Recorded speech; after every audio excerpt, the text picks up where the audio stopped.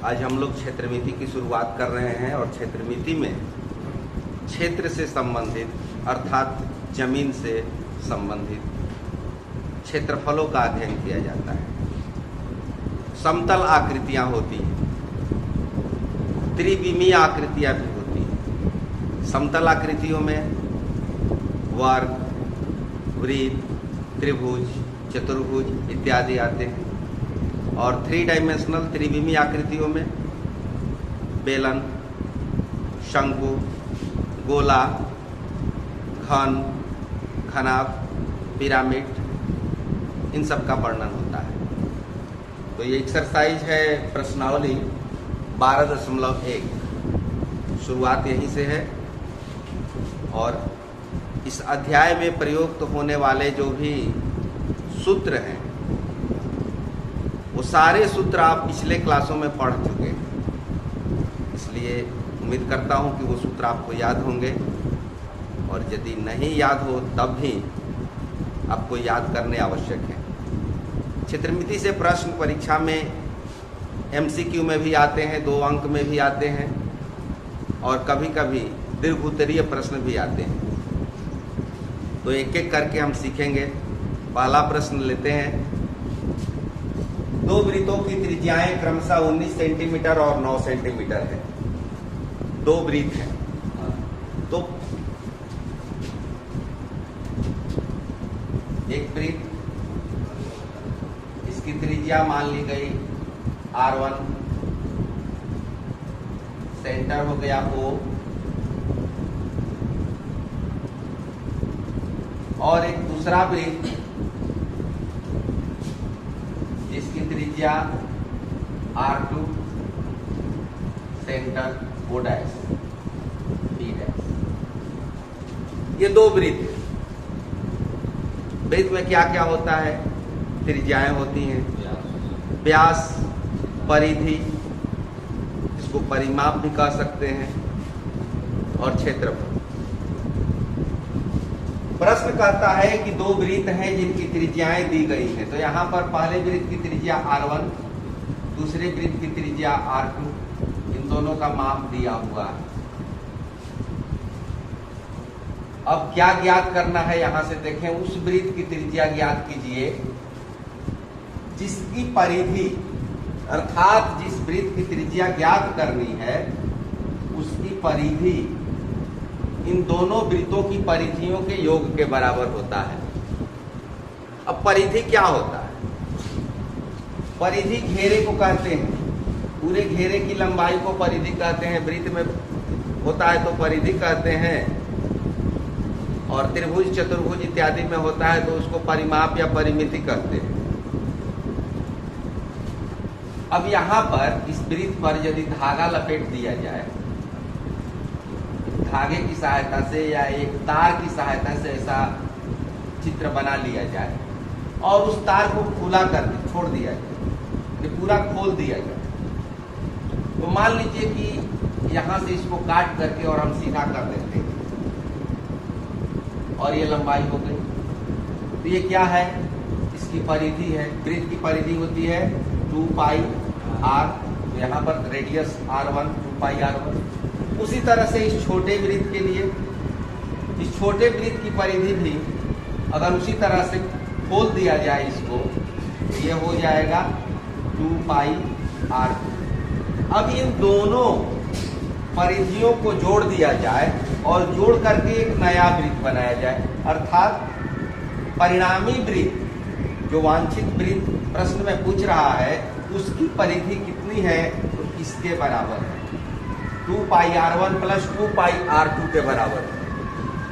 अब उसकी सहायता से इस रिजल्टेंट सर्किल का, परिणामी वृत्त का त्रिज्या ज्ञात करना है।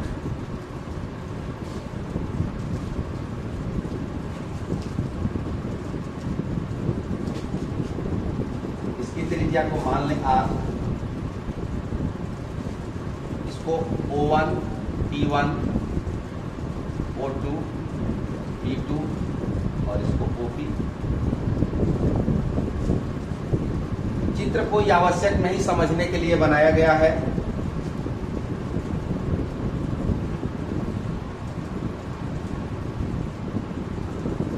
माना कि पहले वृत्त की त्रिज्या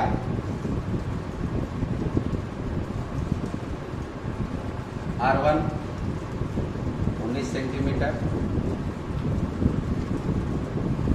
दूसरे वृत्त की त्रिज्या R2 9 सेंटीमीटर,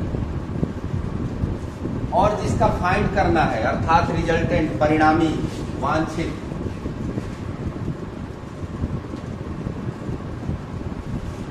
परिणामी वृत्त की त्रिज्या को 8 सेंटीमीटर मान लिया गया। अब प्रश्न के अनुसार पहले वृत्त की परिधि प्लस दूसरे वृत्त की परिधि बराबर परिणामी वृत्त की परिधि।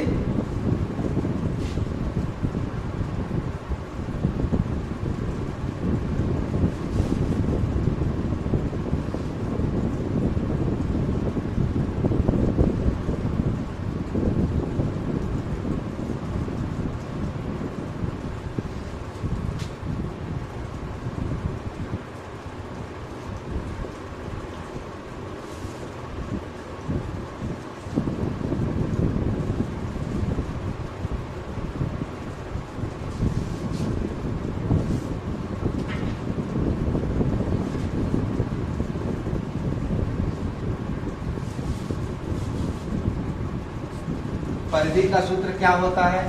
परिधि को C से व्यक्त करते हैं, C बराबर 2 पाई R। तो ये C1 C2 C3 C1 C2 2 pi R is equal to 2 pi R1 plus 2 pi R2। अब R1 और R2 का मान यहां पर रख देंगे। 2 पाई R, इन दोनों में 2 पाई का निष्ठ है, बाहर निकाल देंगे R1 प्लस R2। ये 2 पाई तो कैंसिल हो जाएगा। R is equal to R1 का मान और R2 का मान दोनों रख देंगे।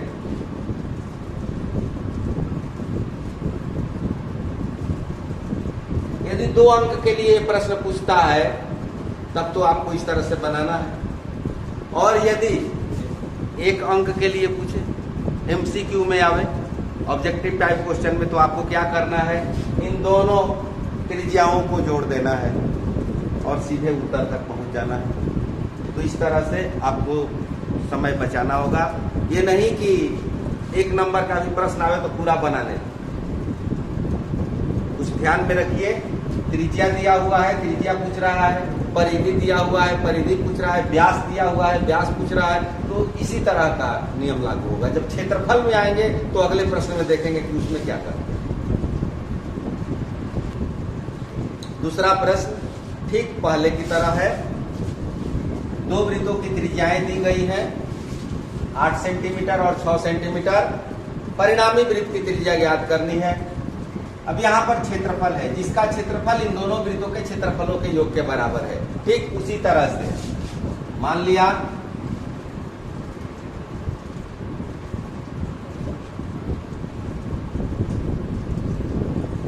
पहले वृत्त की त्रिज्या R1 8 सेंटीमीटर, दूसरे वृत्त की त्रिज्या R2 6 सेंटीमीटर और परिणामी वृत्त की त्रिज्या, इसको मान ले R से।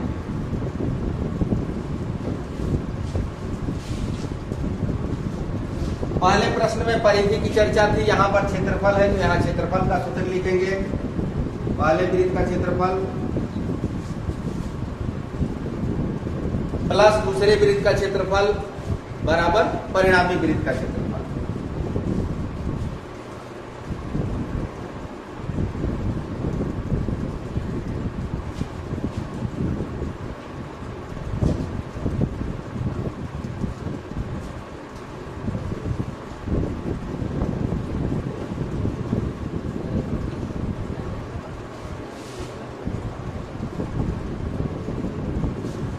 और वृत्त का क्षेत्रफल होता है पाई आर स्क्वायर।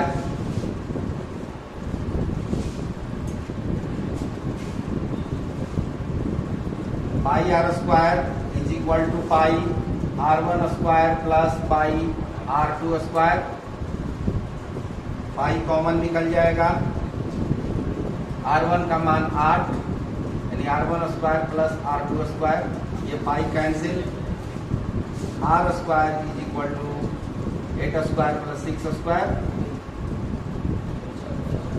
64, 36, 100, ये हुआ R स्क्वायर।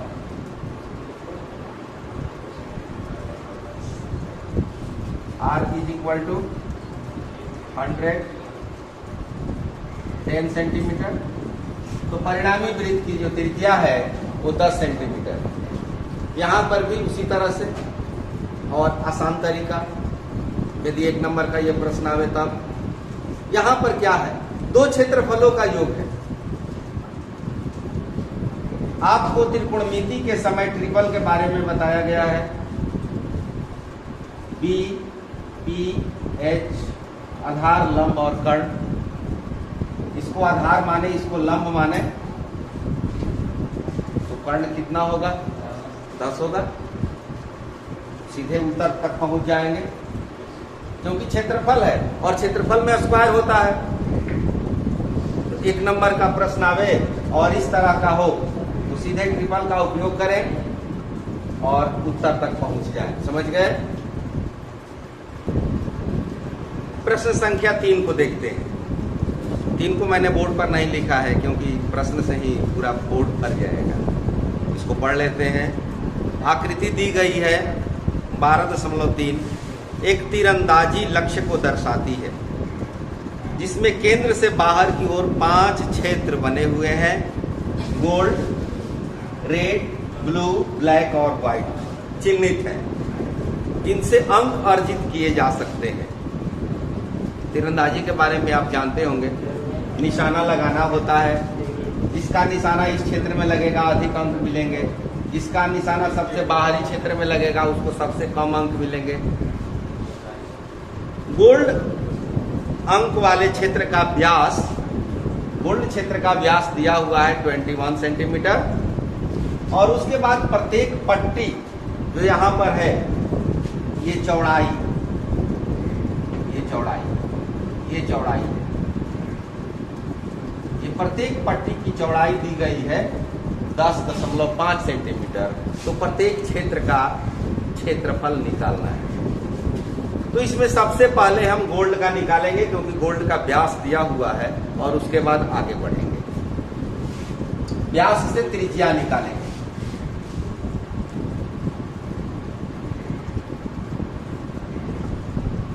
गोल्ड क्षेत्र का व्यास,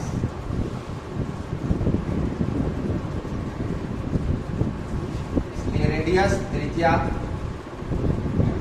व्यास का आधा,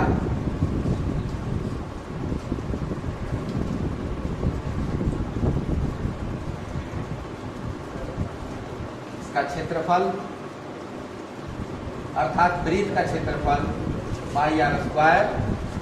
पाई का मान जब तक न कहा जाए 22/7 लिखना होता है।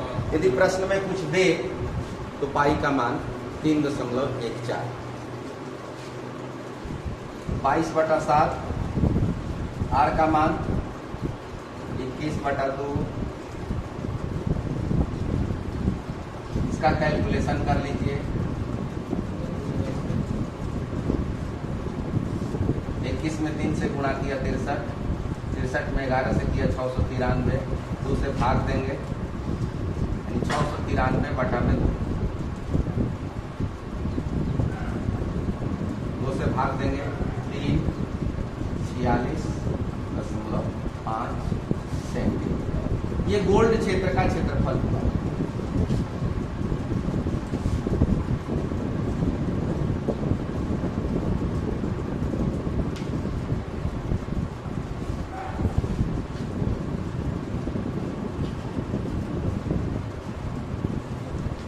इसके बाद हमें निकालना है रेड का।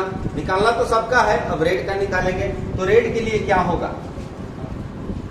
अब गोल्ड की त्रिज्या और प्लस पट्टी की चौड़ाई, ये दोनों मिला करके हो जाएगा रेड प्लस गोल्ड, उसका रेडियस।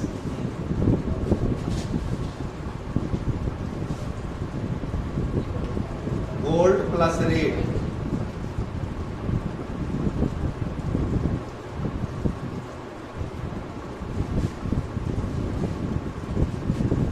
गोल्ड की त्रिज्या 21/2, इसको 10.5 भी लिख सकते हैं, सुविधा के लिए 10.5 लिखा, और चौड़ाई 10.5, दोनों को जोड़ दिया 21 सेंटीमीटर। अब इन दोनों का संयुक्त क्षेत्रफल लिख लेगा, कंबाइंड। गोल्ड प्लस रेट क्षेत्र का क्षेत्रफल पाई आर स्क्वायर, रेडियस 21, कैलकुलेशन कर लेना है। 21 दिया 63, 63 गुना 126, और 126 में 11 से गुणा करेंगे 1386, 1386, 1386 सेंटीमीटर स्क्वायर। अब ये 1386 सेंटीमीटर स्क्वायर रेड का क्षेत्रफल नहीं है, इसमें गोल्ड का भी शामिल है, क्योंकि गोल्ड प्लस रेड का क्षेत्रफल नहीं है। अब इसमें से इसको यदि हम घटा दें तो रेड का निकलेगा।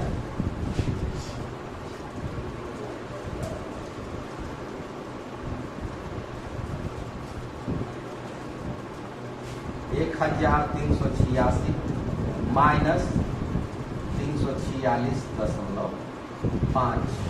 अब इसको घटा के देख लें।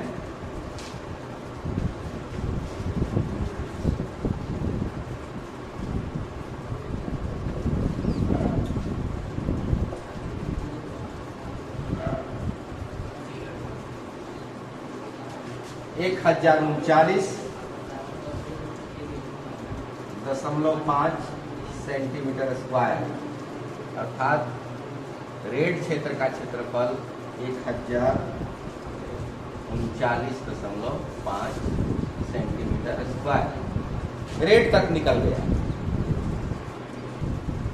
इसके बाद अब हमें ब्लू क्षेत्र का क्षेत्रफल निकालना है, और उसके लिए क्या करेंगे, gold plus red plus blue, यहां से यदि हम लें तो यहां तक ये रेडियस होगा 10.5, 10.5, 10.5, अर्थात 3 बार 31.5 इसका रेडियस यहां से यहां तक हो जाएगा। अब ये एरिया फाइंड करेंगे, क्षेत्रफल निकालेंगे, और उसमें से गोल्ड और रेड का ये क्षेत्रफल घटाएंगे, तब जाके ब्लू का निकलेगा। बड़ा ही उबाऊ हो जाएगा, कठिन काम है। इससे बचने के लिए क्या करते हैं, इन दोनों क्षेत्रफलों का डिफरेंस देखिए कितना है। रेड का क्षेत्रफल और गोल्ड का क्षेत्रफल, उसका डिफरेंस कितना है।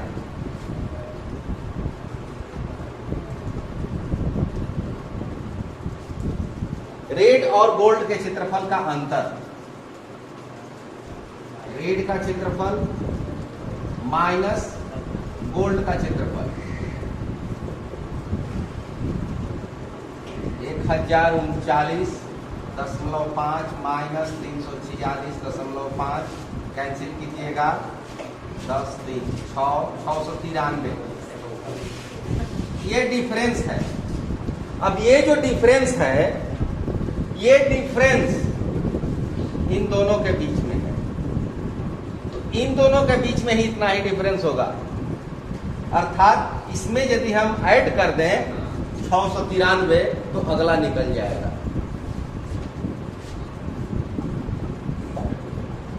ब्लू क्षेत्र का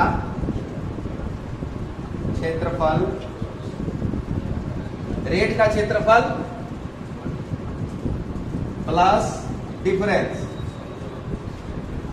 और इसको जोड़ दें,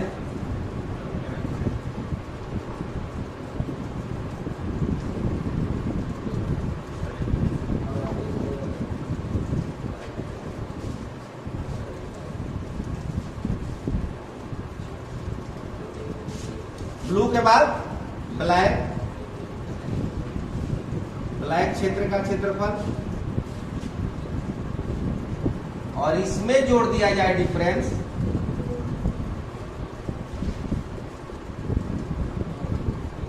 ये हो जाएगा 3 और 2 5, फिर 3 और 9 12, 17 4 23 1 24, 24 25,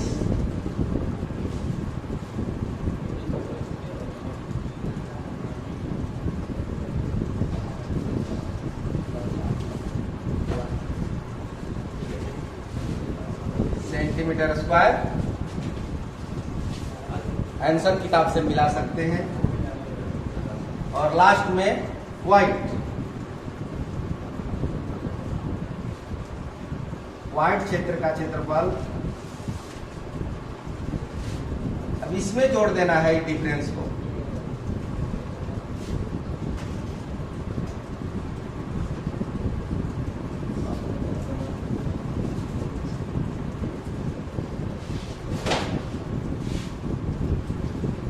पांच और 3 8, 2 9 11, 24 और 30 31,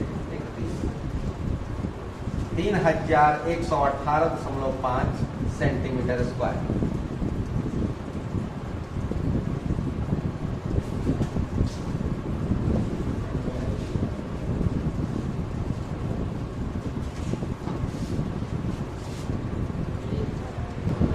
अंत में इन सभी क्षेत्रफलों को इकट्ठा करके लिख देंगे। गोल्ड का क्षेत्रफल, रेड का, ब्लू का, ब्लैक का, व्हाइट का क्रमानुसार लिख देंगे। यही हमारा उत्तर होगा।